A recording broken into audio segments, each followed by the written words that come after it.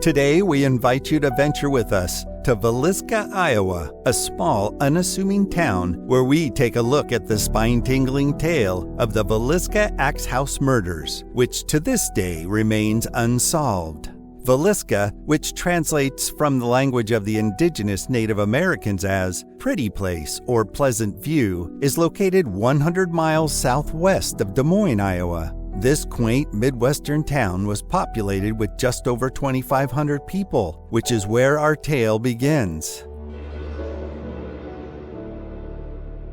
The primary commerce of Villisca at the time was agriculture, but it also boasts of several hotels, stores, theaters, and manufacturing companies. In addition, more than 24 passengers and freight trains were scheduled to stop at the local train depot each day. Villisca was flourishing by the early 1900s. However, we begin on Sunday morning, June 10, 1912, when the citizens of Villisca, Iowa would awaken to a horrible shroud of darkness that would cover the town even to this day.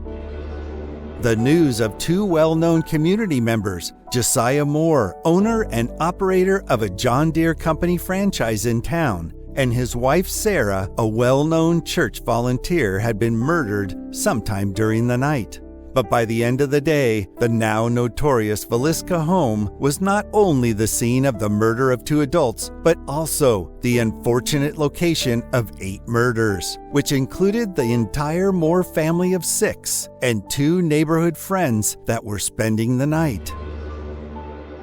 The events that unfolded between Saturday evening, June 9th, and the early morning hours of Sunday, June 10th, 1912, would change the trajectory of this town's history forever.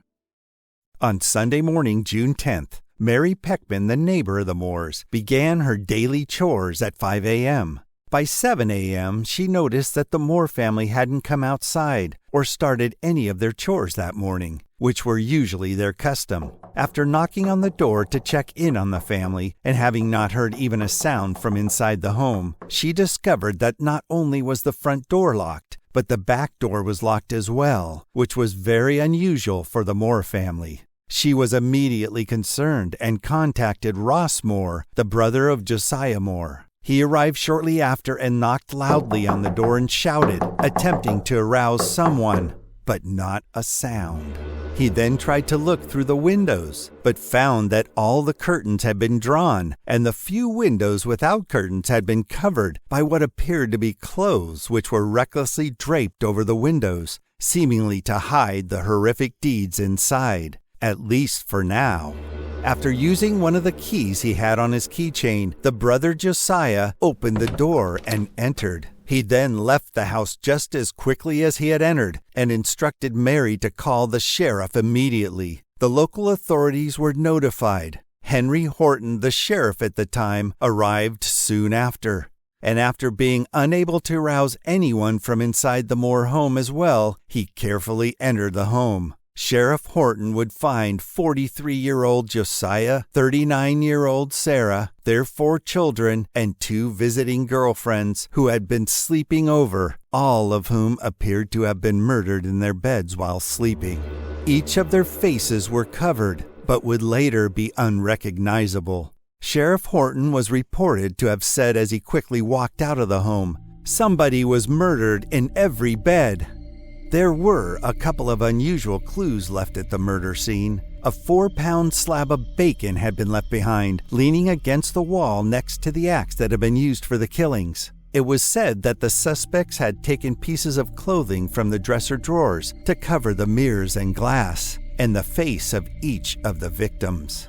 The killer or killers were assumed to have taken their time, because there was a plate of uneaten food left on the kitchen table, and even a bowl of bloody water in the kitchen where they had attempted to wash their hands. Nothing else seemed to be disturbed in the home, and the neighbors reported that they had not heard any disturbances during the night. Authorities had named multiple suspects during the months that followed, including Reverend Lynn George Jacqueline Kelly, who left Villisca on a train the following morning and allegedly told passengers about 8 dead souls in Villisca who were butchered in their beds. In addition, Kelly signed a confession months later, The Reverend was tried 2 times for the killings. The jury deadlocked in his first trial, 11-1, the following September, after he had recanted his confession during the trial. A second trial also acquitted Kelly the following November. There was talk of a connection between the Villisca murders and a serial killer that had been committing murders throughout the Midwest at the time of the Villisca murders. He was thought to have been taking advantage of the train services that were available to quickly access each town in order to commit his heinous crimes.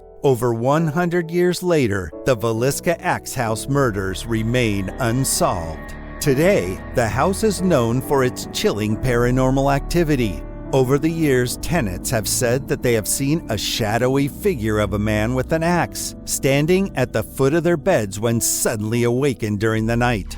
Some have claimed to have seen images of bloody shoes, and others have claimed to have heard and seen closet doors that open on their own. Others claim that they can hear the sounds of children crying in the middle of the night, and that their clothes have been taken from dressers and closets and thrown about their room. And even some have reported feeling an evil presence in the attic. Documentaries, movies, and books about the slayings at the Villisca House have been created. The house, now referred to as the Villisca Ax Murder House, is now open for tours and overnight visits if you dare.